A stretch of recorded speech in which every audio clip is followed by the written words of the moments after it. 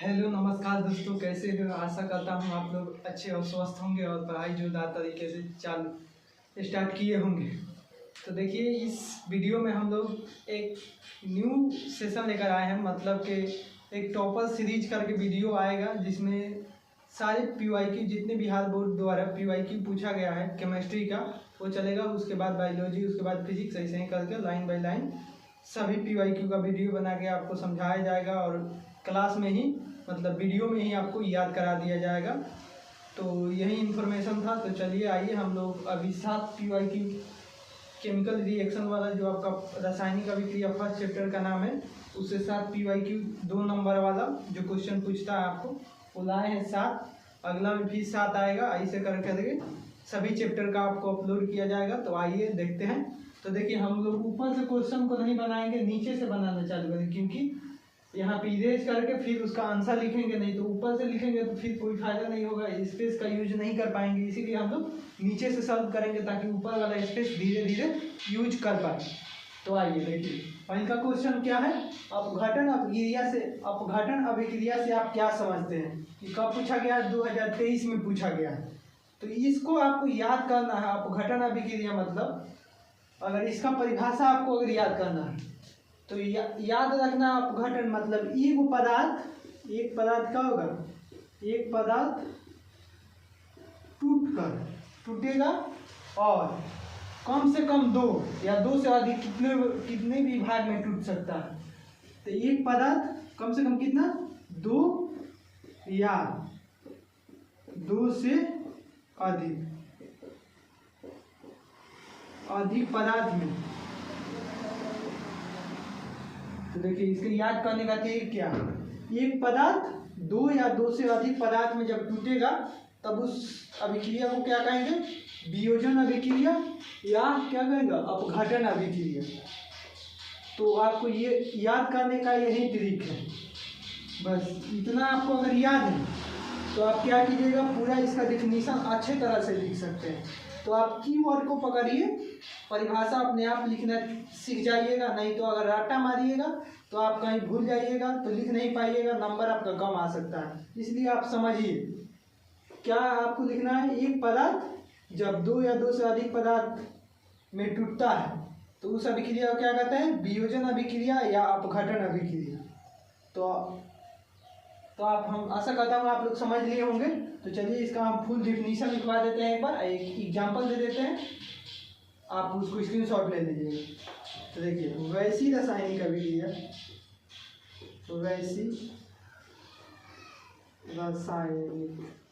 रासायनिक अभिक्रिया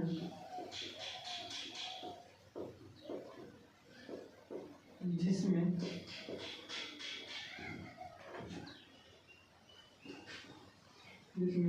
एक अभिकारक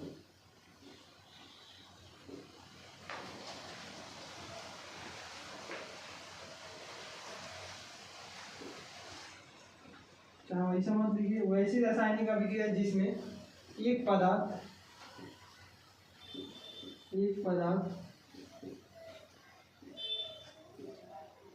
टूटकर 2 या 2 से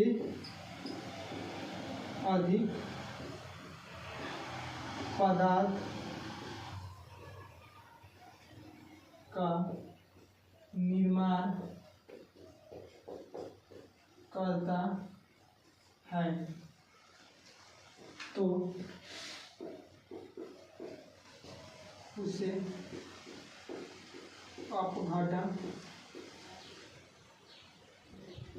अपघटन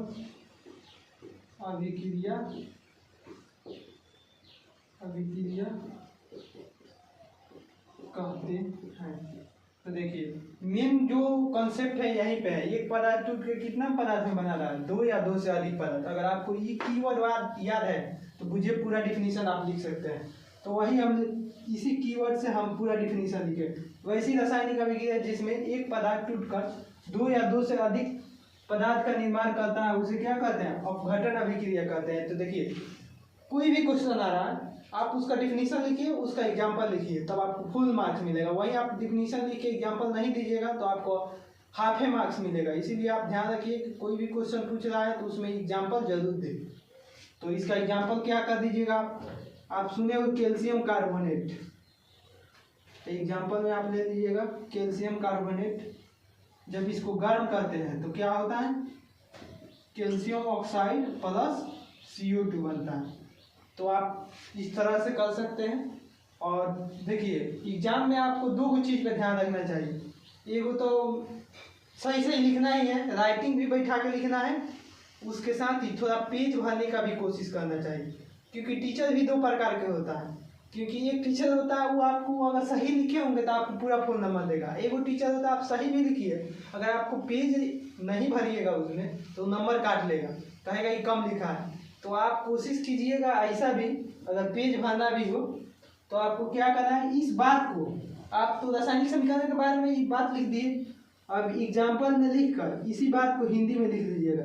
जब कैल्शियम कार्बोनेट को गर्म करते हैं तो कैल्शियम ऑक्साइड और कार्बन डाइऑक्साइड में टूट जाता है। यह कैसी अभिक्रिया है, वियोजन अभिक्रिया या अपघटन अभिक्रिया। इसी बात को लिखिएगा, थोड़ा सा पेज भी भर जाएगा। तो आपको इस ध्यान में रखना है, कोई भी बात को जब रासायनिक समीकरण में लिख रहे हैं उससे ऊपर उसका हिंदी में लिख देंगे तो उससे क्या हो जाएगा, पेज भर जाएगा, तो आपको फुल में फुल मार्क्स और मिलने का चांस बढ़ जाएगा। तो आप इस बात को ध्यान में रखिएगा। तो चलिए हम लोग, आप स्क्रीनशॉट इस पॉइंट को ले लीजिए, तब तक हम लोग दूसरा क्वेश्चन देखते हैं। चलिए स्क्रीनशॉट ले लीजिए।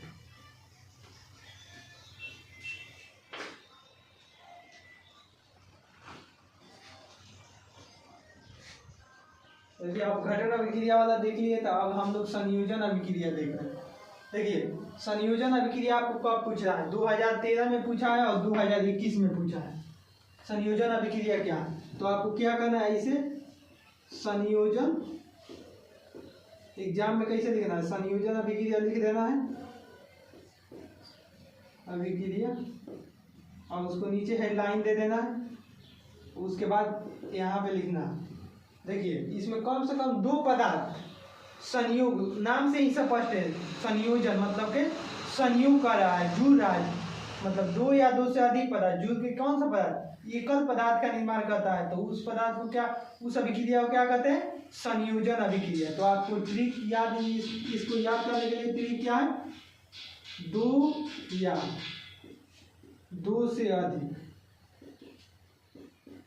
अधिक पदार्थ मिलकर क्या करेगा, एक पदार्थ का, एक नए पदार्थ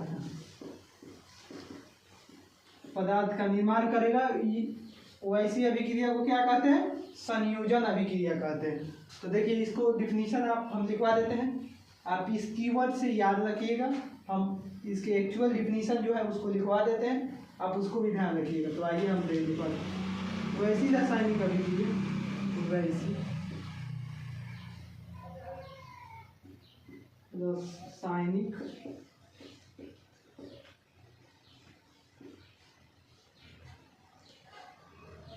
रासायनिक अभिक्रिया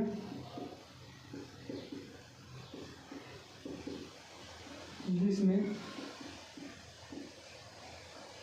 दो या दो से अधिक पदार्थ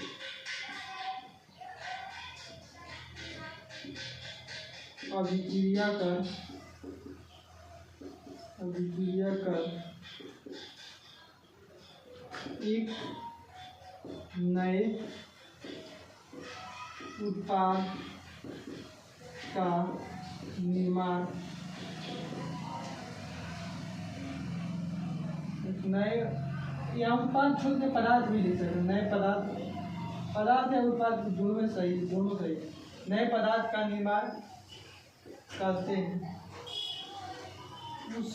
उसे संयोजन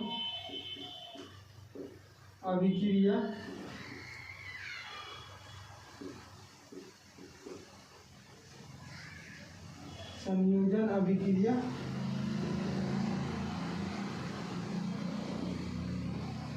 कहते हैं। तो देखिए आपको डिफिनीशन लिख दिया गया है। इसके बाद आप एक एग्जाम्पल ले लीजिए, तो पूरा फुल में फुल 2 मार्क्स का क्वेश्चन आएगा, 2 मार्क्स आपको फुल में फुल मिल जाएगा। तो देखिए एग्जाम्पल में हमको लोग क्या दे रहे हैं। आप मीथेन का नाम सुने होंगे, तो जो मीथेन का नाम सुने हैं आप, क्या होता है CH4। जब इसको क्या कहते हैं, ऑक्सीजन की उपस्थिति में जलाते हैं तो क्या हो जाता है, ये छोड़ दीजिए, मीथेन वाला छोड़ दीजिए, ये वाला सबसे बेहतर है। आपको रिएक्शन थोड़ा आसान है वो याद करा देता है। देखिए सीधा आप जानते होंगे कार्बन ऑक्सीजन से मिलकर क्या बनाता है, CO2। देखिए मीथेन वाला भी लिख सकते थे, लेकिन बट बात ये है कि आपको हम सोच रहे हैं जल्दी याद कौन रहेगा, तो कार्बन और ऑक्सीजन मिला क्या बनाता है, CO2। तो आप एग्जाम्पल में ये लिख सकते हैं। और वही बात, इसको अगर थोड़ा पेज भरना है आपको, तो क्या लिखना है, जब कार्बन, ऐसे लिख दीजिएगा, जब कार्बन ऑक्सीजन से, जब कार्बन को ऑक्सीजन की उपस्थिति में जलाया जाता है, जब कार्बन को ऑक्सीजन की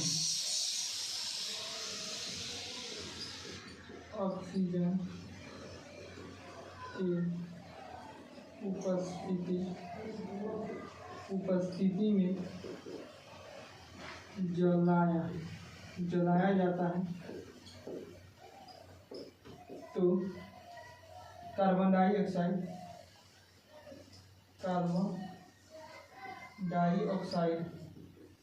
बनता है। ऐसे लिख दीजिएगा हिंदी में, उसके बाद ये रिएक्शन लिख दीजिएगा, तो पेज भी भर जाएगा आपका, एकदम जो क्वेश्चन पूछ रहा है वो सुटेबल आंसर हो जाएगा। तो आपको पूरा 2 में 2 मार्क्स पूरा मिल जाएगा। तो चलिए इसको स्क्रीनशॉट ले लीजिए, हम इसको तब तक इरेज करते हैं।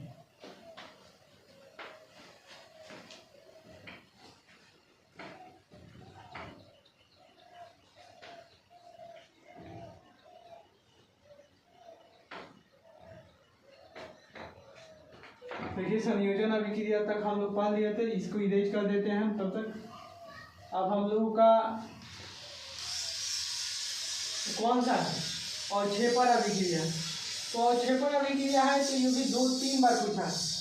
तो इसमें क्या करना है आपको, वैसी रासायनिक अभिक्रिया, इसमें देखिए आपको और छेपर अभिक्रिया बनाना है, और छेपर अभिक्रिया में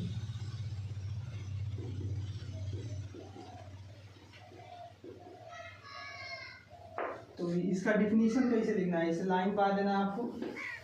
देखिए इसमें कुछ नहीं, इसका नाम से ही सब स्पष्ट है। वैसी रासायनिक अभिक्रिया जिसमें अवक्षेप का निर्माण होता है उसे क्या कहते हैं, अवक्षेपर अभिक्रिया कहते हैं। तो लिख देना इसे, वैसी रासायनिक अभिक्रिया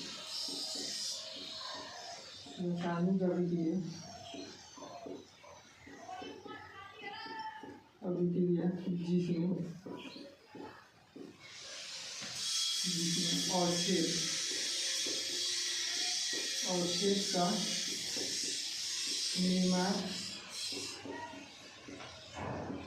अवक्षेप का निर्माण होता है उसे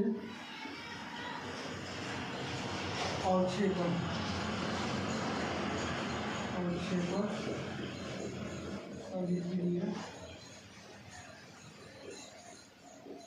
अभिक्रिया कहते हैं।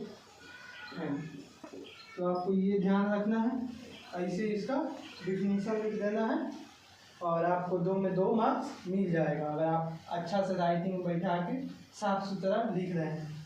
तो चलिए हम लोग इसको, आप स्क्रीनशॉट ले लीजिए, इसको इरेज करते हैं। देखिए ये बहुत इंपॉर्टेंट है, 2018 में भी पूछा है, 2019 में भी पूछा है, 2026 में भी पूछा है। देखिए अब हम लोग को पढ़ना है ऊष्माक्षेपी अभिक्रिया क्या होता है, ऊष्माशोषी अभिक्रिया क्या होता है। तो देखिए ऊष्माक्षेपी नाम से ही स्पष्ट है, इसका नाम क्या होता है इंग्लिश में? Exothermic, exothermic. इसका नाम होता है इंडोथर्मिक, इंडोथर्मिक। तो आप इंग्लिश नाम तो जान गए। तो देखिए ऊष्माक्षेपी, ऊष्माक्षेपी।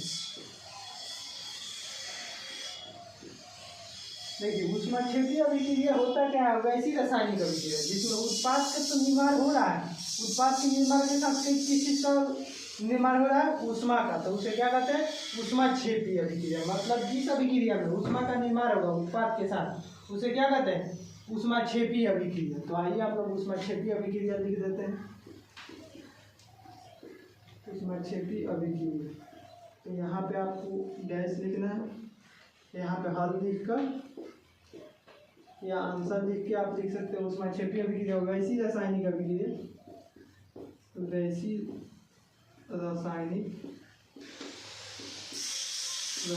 अभिक्रिया जिसमें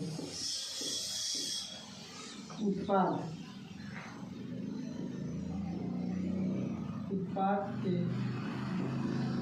निर्माण के साथ साथ ऊष्मा का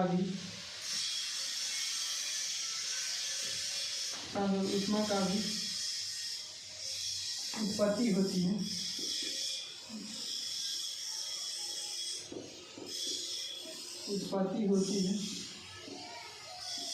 उसे ऊष्माक्षेपी अभिक्रिया कहते हैं। तो देखिए इसमें भी आप वो वाला एग्जाम्पल ले सकते हैं, कार्बन और ऑक्सीजन। तो देखिए यहाँ पे उत्पाद ही निर्माण हो रहा है, और जैसे भी हम कार्बन के जलाते हैं तो क्या ऊष्मा भी निकलता है, तो क्या होगा? ऊष्माक्षेपीय अभिक्रिया होगा। श्वसन भी एक प्रकार का क्या है? ऊष्माक्षेपीय अभिक्रिया है। क्यों ऊष्माक्षेपीय अभिक्रिया है? क्योंकि श्वसन में भी हमारे क्या ऊर्जा मिलती है, मतलब ऊष्मा मिलती है, तो वो क्या है? एक प्रकार का ऊष्माक्षेपीय अभिक्रिया भी है वो भी।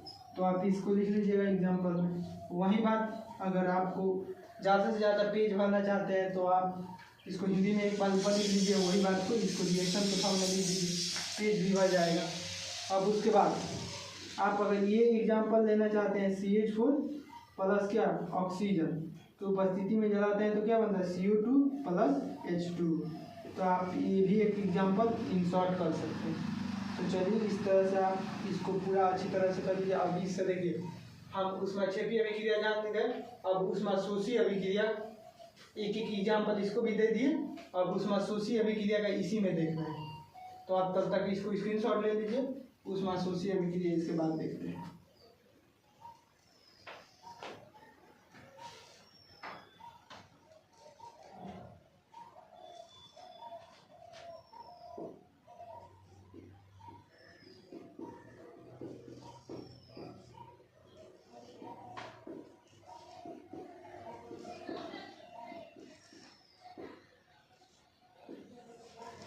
तो देखिए ऊष्माशोषी अभिक्रिया में होता क्या है? उसमें ऊष्मा का मतलब उत्पन्न हो रहा था, लेकिन इसमें ये क्या करेगा? ऊष्मा को अवशोषित करेगा। तो यहाँ पे लिखना वैसी रासायनिक अभिक्रिया,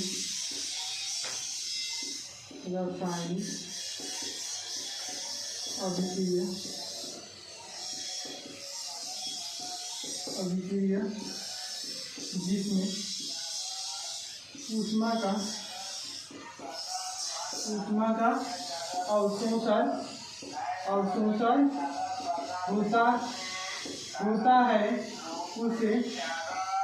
उसे ऊष्माशोषी अभिक्रिया कहते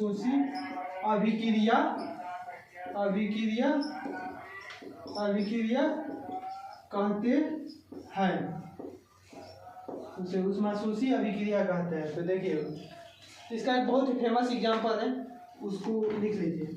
तो क्या होगा? Barium hydroxide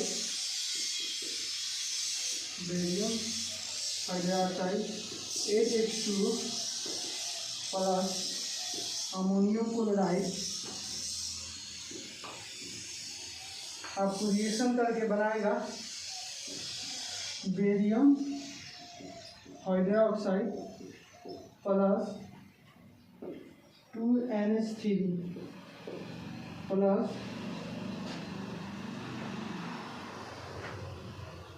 2NH3 plus 10H2।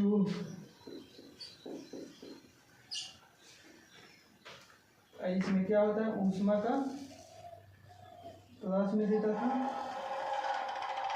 इसमें ऊष्मा को क्या होगा, अवशोषण होगा। तो आप समझ गए इस रिएक्शन को, इस एग्जाम्पल को आपको दिख ले रहा है। तो वैसी रासायनिक अभिक्रिया जिसमें क्या हो, ऊष्मा का अवशोषण हो, उस रासायनिक अभिक्रिया को क्या बोलेंगे, ऊष्मा शोषी रासायनिक अभिक्रिया। तो आप इसको अच्छे तरह स्क्रीनशॉट लेकर इसको अच्छे से याद कीजिए। तो चलिए तब तक हम लोग क्या करते हैं, इसको इरेज करते हैं।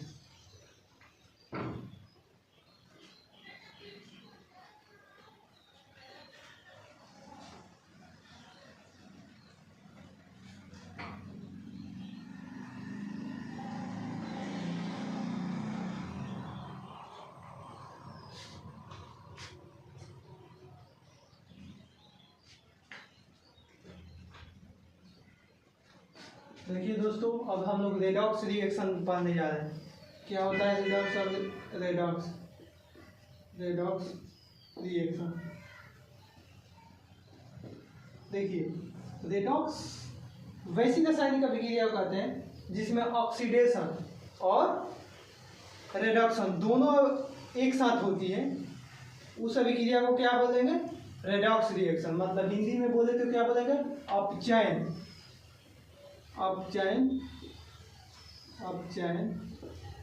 प्लस उपचयन।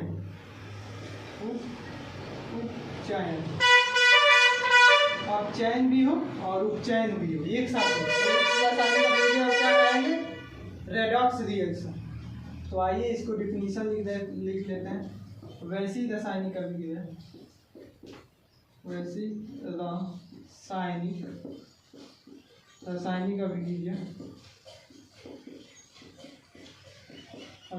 जिसमें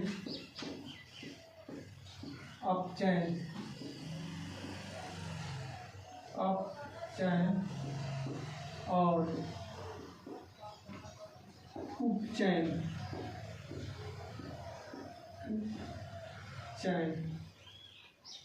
दोनों, अपचयन और उपचयन दोनों क्रिया होती है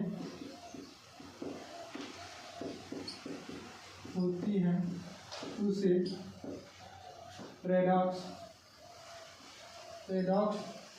रिएक्शन कहते हैं।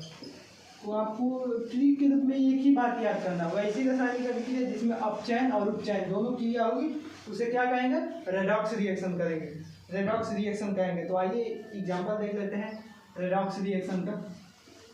देखिए एक कॉपर ऑक्साइड ले लेते हैं, उसके बाद क्या लेते हैं, एक H2O ले लेते हैं। तो देखिए यहाँ पे रेडॉक्स रिएक्शन कैसे होगा आपको दिखाते हैं। आप अपचयन और उपचयन अभिक्रिया पढ़े होंगे, तो अपचयन और उपचयन अभिक्रिया पढ़े होंगे तो आपको पढ़ाया गया होगा कि अगर हाइड्रोजन का, देखिए ऑक्सीजन का अगर ह्रास हो रहा है, मतलब किसी एटम से, मतलब किसी मॉलिक्यूल से ऑक्सीजन का ह्रास हो रहा है, मतलब कि वो क्या हो गया, वहाँ पे रिडक्शन हो रहा है। और जिसके साथ ऑक्सीजन जुट रहा है मतलब उसके ऑक्सीडेशन हो रहा है। तो देखिए यहाँ पे जो है कॉपर से ऑक्सीजन हट रहा है, मतलब इसका क्या हो रहा है, रिडक्शन हो रहा है। रिडक्शन मतलब कॉपर आ गया और इसके साथ हाइड्रोजन के साथ जुड़ रहा है, तो क्या होगा, हाइड्रोजन का ऑक्सीडेशन हो गया, तो क्या होगा, H2O बनाएगा। तो देखिए यहाँ पे क्या हो रहा है, यहाँ पे क्या हो रहा है, अपचयन हो रहा है, अपचयन, इसे क्या बोलते हैं, अपचयन। इसका क्या हो रहा है, ऑक्सीडेशन। ऑक्सीडेशन मतलब क्या है, उपचयन।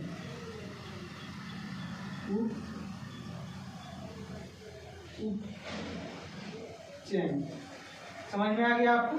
तो ऐसे देखना होता है। अगर आप 12th क्लास में वही रहते तो हम ऑक्सीडेशन नंबर से आपको समझा देते, क्योंकि यहाँ पे जो है देखिए कॉपर प्लस 2 चार्ज में प्रेजेंट है। इसका ऑक्सीजन को आप जानते हैं -2 चार्ज होता है। अब देखिए यहाँ +2 से यहाँ पे कोई भी चार्ज नहीं दिख रहा है, मतलब वहाँ पे 0 जूम करते हैं तो +2 से क्या 0 चार्ज में जा रहा है, मतलब चार्ज घट रहा है, मतलब क्या है इसे क्या बोलते हैं रेडॉक्शन। रेडॉक्शन माने अपचयन। उसी तरह देखिए यहाँ पे अगर 0 यहाँ पे चार्ज है, लेकिन यहाँ पे क्या हो रहा है चार्ज +1 आ जा रहा है, तो यहाँ क्या होगा +0 से +1 मतलब बढ़ा है, मतलब के ऑक्सीडेशन हुआ है। तो आप अगर 12th में वही आते चाहे 11th में तो हम इस तरह समझाते, लेकिन बट आप हैं 10th में तो 10th का जो हम कंसेप्ट बुक में दिया है वैसे समझा दिया, हाइड्रोजन का ह्रास और ऑक्सीजन का संयोग के आधार पे। तो देखिए यही सब होता है। अगर आप 12th में हमारे यहाँ आते तो हम आपको अच्छी तरह से और एक्सप्लेन किया जाए, चाहे अगर आप 10th में भी आते हैं तो अच्छी तरह से ट्रिक के साथ याद करा दिया जाएगा। ऑनलाइन भी आप देख सकते हैं इस सब को। तो चलिए स्क्रीनशॉट तब तक ले लीजिए, हम इरेज करते हैं।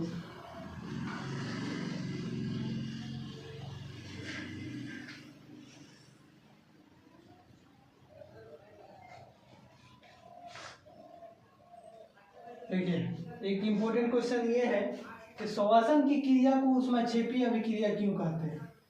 तो देखिए जो आप जानते हैं कि भोजन में क्या होता है कार्बोहाइड्रेट होता है। कार्बोहाइड्रेट के जुड़ने से क्या बनता है ग्लूकोज बनता है। जब ग्लूकोज बन जाता है तो ग्लूकोज हमारे कोशिका में जानते हैं आप ऑक्सीजन रहता है, तो ग्लूकोज और ऑक्सीजन में जो उपस्थित रहता है ऑक्सीजन कोशिका में वो आपस में क्या करता है अभिक्रिया करता है और हमको क्या देता है एनर्जी देता है। तो चूंकि जो श्वसन क्रिया है उसमें क्या मिल रहा है हमको ऊष्मा मिल रहा है, तो इसीलिए श्वसन की क्रिया को क्या कहेंगे ऊष्माक्षेपी अभिक्रिया कहेंगे। देखिए इसको याद करने का ट्रिक लिखवा देते हैं, आप अपनी भाषा में कोशिश कीजिए लिखने के लिए, नहीं तो आप अगर मास्टर का मतलब लिखाया हुआ रटने की कोशिश कीजिएगा तो आप साइंस में इसको नहीं कर सकते, क्योंकि साइंस ऐसा लॉजिकल सब्जेक्ट और आसान सब्जेक्ट कोई भी सब्जेक्ट नहीं है। बस आपको पढ़ाने वाला वैसा होना चाहिए कि आपको इजी में पढ़ाए, नहीं तो ऐसे आएगा लिखा देगा कुछ तू तो रट के आएगा वो लिखा सकता है, लेकिन आपको अगर समझा देगा तो वहीं आप बारूद हो जाइएगा, बहुत अच्छी तरह से लिख सकते हैं। देखिए भोजन में क्या होता है सबसे पहले आपको ध्यान में रखना है। भोजन में आपको क्या होता है कार्बोहाइड्रेट होता है। कार्बोहाइड्रेट होता है। कार्बोहाइड्रेट के टूटने से टूटकर क्या बनाता है ग्लूकोज बनाता है। ग्लूकोज का सूत्र क्या होता है C6H12O6 ग्लूकोज बनाता है। और ग्लूकोज का होता है जो हमारे कोशिका में कहाँ पे कोशिका में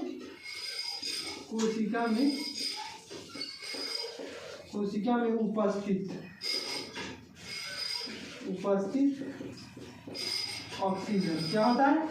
और ग्लूकोज जो हमारे कोशिका में उपस्थित ऑक्सीजन से अभिक्रिया करके क्या बनाता है CO2H2O प्लस ऊष्मा। तो देखिए CO2H2O और ऊष्मा बनाता है। तो चूंकि इस अभिक्रिया में देख रहे हैं कि क्या ऊष्मा का निर्माण हो रहा है, तो इसलिए इसको क्या कहेंगे ऊष्माक्षेपी अभिक्रिया, क्योंकि वैसी रासायनिक अभिक्रिया जिसमें उत्पाद के निर्माण के साथ साथ ऊष्मा का भी निर्माण होता है वैसी रासायनिक अभिक्रिया को क्या कहते हैं ऊष्माक्षेपी अभिक्रिया। तो आप बोर्ड पे देख सकते हैं कैसे हमारे श्वसन जो करते हैं, मतलब श्वसन में कौन सा मैकेनिज्म फ्लो करता है श्वसन की क्रिया में, मतलब क्या क्या उत्पाद बनता है वो आप देख सकते हैं बोर्ड पे।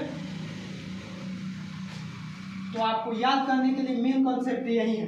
हम हिंदी में इसका लिखवा देते हैं, लेकिन बट आपको ये ट्रिक हो गया, इस चीज़ को आप याद रखिएगा तो बुझिए आप अपने दोस्तों से बहुत आगे हैं।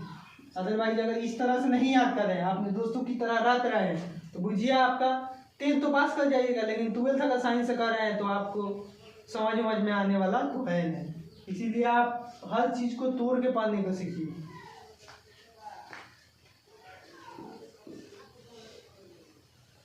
तो आइए देखिए, हम लोग यहाँ पे अगर हिंदी में हम लोग लिखना कोशिश करें तो कैसे लिखेगा। यहाँ पे लिखेगा भोजन में कार्बोहाइड्रेट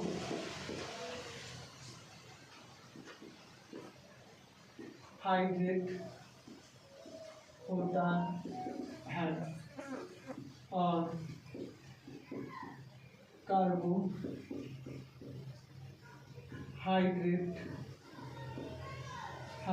के टूटने पर ग्लूकोज बनता है। ग्लूकोज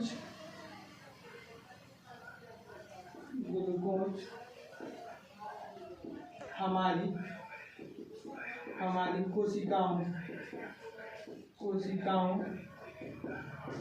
में उपस्थित ऑक्सीजन से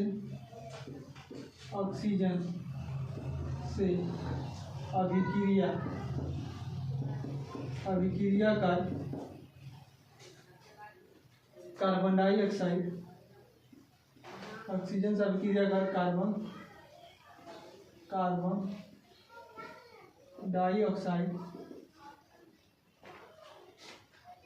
डाइऑक्साइड जल और ऊष्मा बनाती है। चूँकि तो यहाँ पे लिखेगा चूँकि श्वसन की क्रिया में ऊष्मा का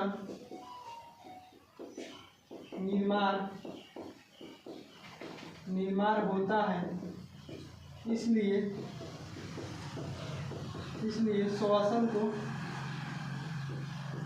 श्वसन को ऊष्मा क्षेपी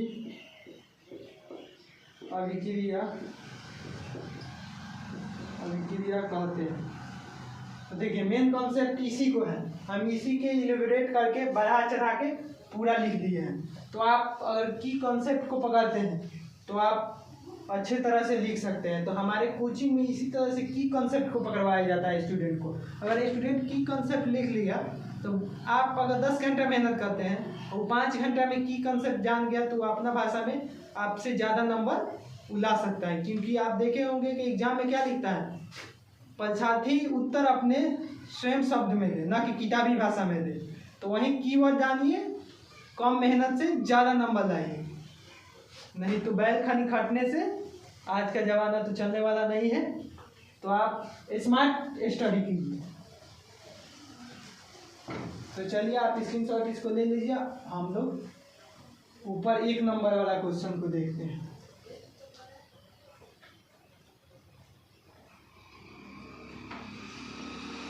देखिए, ये क्वेश्चन जूठा 2015 में पूछा गया है। बहुत इम्पोर्टेंट क्वेश्चन है।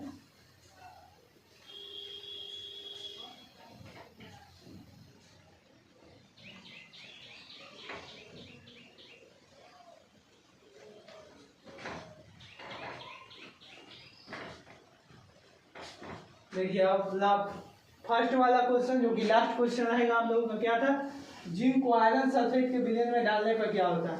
तो आप जानते होंगे जिंक का फॉर्मूला क्या होता है, Zn, और करा आयरन सल्फेट तो FeSO4। आयरन सल्फेट का फॉर्मूला क्या होता है, FeSO4। तो अगर आप केमिस्ट्री में धातु अधातु अगर चैप्टर पढ़ लिए होंगे तो एक होता है सक्रियता श्रेणी, जो कि सक्रियता श्रेणी होता है, क्या होता है, potassium, sodium, calcium, magnesium, aluminium, zinc, iron, tin, lead, copper, mercury, silver,